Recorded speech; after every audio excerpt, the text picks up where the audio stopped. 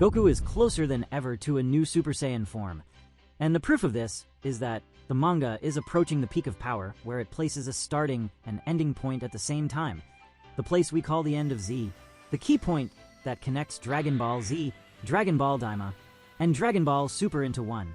And as we know, Goku has not yet used Super Saiyan 4 in Dragon Ball Super, but he will have access to it. However, he will go straight to a variant of it. In other words, Super Saiyan 5. After so many years following Goku's journey, it seemed impossible to imagine that he could still achieve a new transformation. But, as always, the Dragon Ball universe surprises us. After the events of Dragon Ball Daima, an unexpected revelation began to form in the mind of the Saiyan warrior, and it was precisely at this point in the story, in a period between Daima and the emblematic end of Z, that the existence of the mysterious and legendary Super Saiyan 5 started to take shape. Many believed that with Super Saiyan 4, presented in GT and now reinterpreted in Daima, Goku had already reached his physical and spiritual limit. But they were wrong. There was still a step above, a state that would break not only the barriers of transformation, but also the traditional logic of the Super Saiyan lineage. It all started right after the events of Dragon Ball Daima. Goku had gone through a unique experience, being turned back into a child by mysterious forces that traced back to the earliest days of magic in the universe. This forced him to temporarily abandon his adult powers, his mature physical form, and even some of his most powerful techniques. However, as is typical in his journey, this didn't limit him. On the contrary, it pushed him forward. During his child form, Goku discovered distinct paths to access the raw power of the Primal Saiyan, no longer relying on power multipliers like in previous forms, but seeking a convergence between spirit and body, a harmony that resembles what we see today in Dragon Ball Super, regarding what he had learned from Whis during the mastery of Ultra Instinct. This new approach led him to awaken the form most similar to the Super Saiyan, for we know from Dragon Ball GT. But different from what we saw in that alternate timeline, the Super Saiyan 4 of Daima had its own particularities. It was a fusion between the power of the Oozuru giant ape, which represents the primal instinct of the Saiyans, and the rational control of the conscious warrior. In Daima, this form emerged more organically, almost like an extension of the original Saiyan genetic heritage, maybe even evoking lost elements from the legend of Yamoshi, the first Super Saiyan. Remember that in Dragon Ball Daima, they didn't know about this legend. It's just a point of reference. During this journey, Goku understood why the form was so powerful, but also discovered its limitations. Just as happened when he reached Super Saiyan 3, he noticed that the transformation, despite being visually imposing and extremely strong, demanded too much of his vital energy. The loss of stamina was brutal, and in prolonged battles, this could become fatal. This problem became even worse when he remembered the transition from his youth. When facing Majin Buu, he practically ignored Super Saiyan 2 and went straight to 3. That choice wasn't accidental. Goku was always guided by an almost instinctive intuition about which forms were sustainable and useful in real battle. And it was based on this same reasoning that he decided not to continue using Super Saiyan 4. One thing everyone needs to know is that in Daima, he reveals at the end that Super Saiyan 4 was in his plans and that he trained for it. He just didn't know if it would work, something he has done several times. The last clear example was bringing out Super Saiyan Blue Kaioken. Super Saiyan Blue Kaioken is a powerful technique used by Goku in Dragon Ball Super. This form combines Super Saiyan Blue with the Kaioken, a technique taught by King Kai, which multiplies the user's strength by a specific factor. When activating this transformation, Goku envelopes his body in an intense blue aura, overlaid by a vibrant red aura from the Kaioken. This drastically increases his speed, strength, and reflexes, allowing him to fight against much more powerful enemies.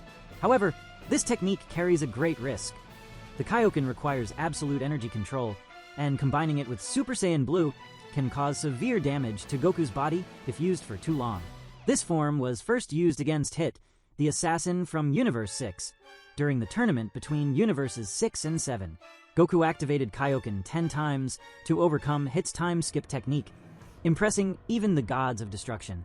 Anyway, after the events of Daima, with his body restored to its adult form and full control of his abilities returning, Goku chose to step away again from the daily lives of the gods and the multiverse battlefields. He realized that his time as protector of Universe 7 was transforming into something deeper, to the point that he handed over the Key of Earth to Gohan, paving the way for the beginning of the end of Z, and now he was seeking completeness. And then he remembered his promise to the boy Ub. At the end of Dragon Ball Z, Goku promised to train that mysterious young man, the reincarnation of the evil Kid Buu, but now with a pure heart and gigantic energy. We don't know where he will train, but it could be in the time chamber or somewhere else, without intervention from the gods, meaning Whis and Beerus. This time, it's only the two of them. Goku and Ub started training that transcended traditional molds. It was no longer just an exchange of blows, but a joint quest for the total understanding of Ki, the harmony between body, soul, and spirit. Ub, with his vast and unknown natural energy, forced Goku to break through all known limits. It was in this process that Goku instinctively began to channel not only the power he had known during his childhood, youth, and adulthood, but also the echoes of the ancestral power inherited in his lineage. Super Saiyan 5 wasn't born from an explosion of rage, like most previous forms. It emerged slowly, almost like a meditative process, where Goku began gathering everything he had absorbed throughout his life. The teachings of masters like Kami, King Kai, Whis, and even Beerus, the emotions felt in all battles, the mistakes he made, the pride and pain of the Saiyans, the lightness of instinct, and the solidity of technique. He looked back and understood that the traditional Super Saiyan, the one with golden hair and greenish eyes, belonged to another era, an impulsive, explosive, reactive phase. What he needed now was balance, and he needed this power-up even to face Frieza and other warriors who would still appear. At the base of the training with Ub, away from everyone's eyes, the Super Saiyan 5 would emerge not as a roar, but as a whisper. Goku didn't transform with screams like before, but dove deep within himself, accessing a part of his ki that had become unexplored. When Ub opened his eyes after being knocked down by a strike, he couldn't even trek. He saw Goku, with silver hair mixed with dark tones, slightly spiked, with intense eyes, facial features more wild, and at the same time serene. It wasn't Ultra Instinct. It was something different. It was as if he had absorbed the power of the Oozuru, the fury, the divine wisdom, and the serenity of a monk into a single being. That was where Super Saiyan 5 was born. Upon seeing the transformation before his eyes, Ub couldn't help but ask, "Is this what comes after what you used against me at the beginning of the training? That form with red fur?" Goku smiled, scratched his head, and said, "Yeah, let's say yes. This here is the next form, the one that came after that. But I preferred to skip the previous one again." And then he explained. The form he used in Daima was powerful but unbalanced in energy consumption, just like Super Saiyan 3. And just as he ignored Phase 2 in the past, now he decided to abandon Phase 4 to create something more stable, more complete, more his own. He didn't want forms that were just beautiful and powerful. He wanted something that worked with his fighting philosophy. That's why he chose to shape Super Saiyan 5 based on the lessons learned from Whis and Beerus, a power that didn't depend on explosions but on absolute control. Super Saiyan 4, in essence, was a return to the roots, a primal Saiyan, with the power of the giant ape contained in a humanoid body. In GT, this form was achieved with the tail, and by looking directly at the artificial moon. In Daima, it was treated in a more instinctive way, a natural evolution after reactivating the repressed Saiyan heritage. In both versions, its appearance was similar. Long dark hair, red eyes, and the body covered in fur. But in terms of energy, there were nuances. The Daima version was more spiritualized, more mystical, while the GT version was more brutal, based on tamed savagery. Super Saiyan 5, on the other hand, visually distances itself from these two approaches. It doesn't depend on the tail or the moon. It is achieved by someone who completely masters their ki, their instinct, and their emotions. Visually, Goku's body in this form carries an almost divine aura, not like that of the gods of destruction, but something more ancestral. Long silver hair with dark streaks, slightly luminous skin, translucent eyes, almost feline, and an aura that pulses in waves of calm and intensity. The form itself doesn't scream for attention, but imposes respect for the serenity it emanates. The end of Z has always been a question mark in the chronology of Dragon Ball. Set 10 years after the defeat of Majin Buu, this epilogue showed Goku meeting Ub for the first time at the World Tournament and deciding to train him. But now, with new series like Super and Daima, many wonder, does that ending still make sense? The answer is yes, but with new layers. The end of Z can be reinterpreted as the closing of a cycle, and the beginning of a new era, where Goku is no longer just a warrior. He becomes a master, a symbol of balance. And the existence of Super Saiyan 5 as his final form at that point in the story reinforces this idea. He doesn't show up at the tournament using the new form, but he already masters it. He doesn't need to prove anything anymore. He's there to pass it on. This Goku at the end of Z is not the one who seeks fights for pride or fun.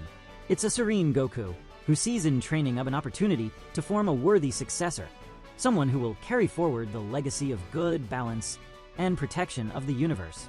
Super Saiyan 5, in turn, represents exactly that.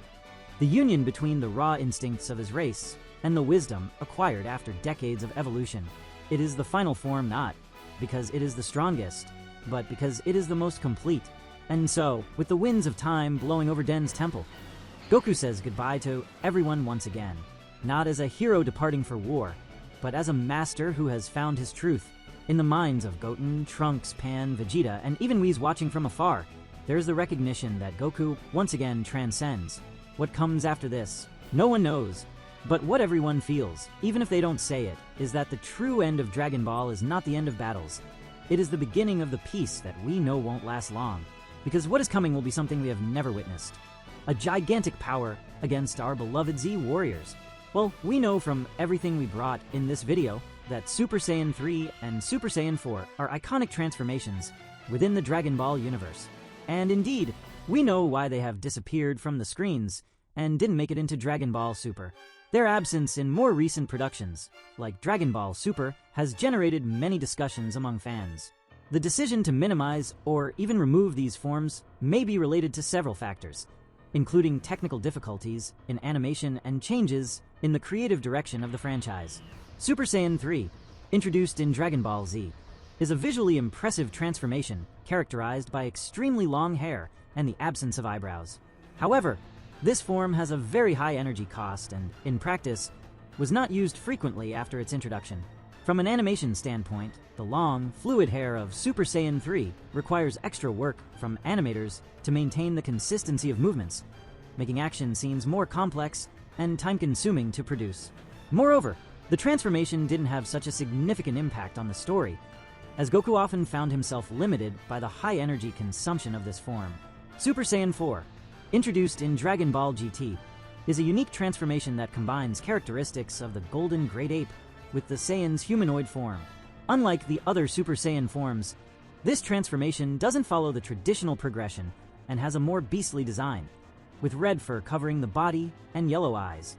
Although it is one of the most powerful forms within the franchise, its absence in Dragon Ball Super can be explained by the fact that Dragon Ball GT is not considered part of the official canon of the series. Additionally, the aesthetic of Super Saiyan 4 differs significantly from the modern transformations like Super Saiyan God and Super Saiyan Blue, which follow a more simplified style that is easier to animate. Even though Super Saiyan 4 has also been introduced in Dragon Ball Daima, it came with some significant changes compared to the original version from Dragon Ball GT. The decision to bring this transformation back may be related to several factors, including the nostalgia of fans and the opportunity to reimagine the form within the official canon. A gift from Akira Toriyama. Unlike the GT version, Super Saiyan 4 in Daima does not require the transformation into Oozuru to be achieved. Instead, Goku unlocks this form after receiving a special power from Neva, a legendary Namekian. This approach allows the transformation to fit better within Daima's narrative without depending on the elements that previously made it exclusive to GT. Still, Goku explains that he had already trained for this new form. He just didn't know if it would work, and Neva kind of gave him the fuel for it. Additionally, the aesthetics of Super Saiyan 4 were adjusted to better align with the modern visual style of the franchise.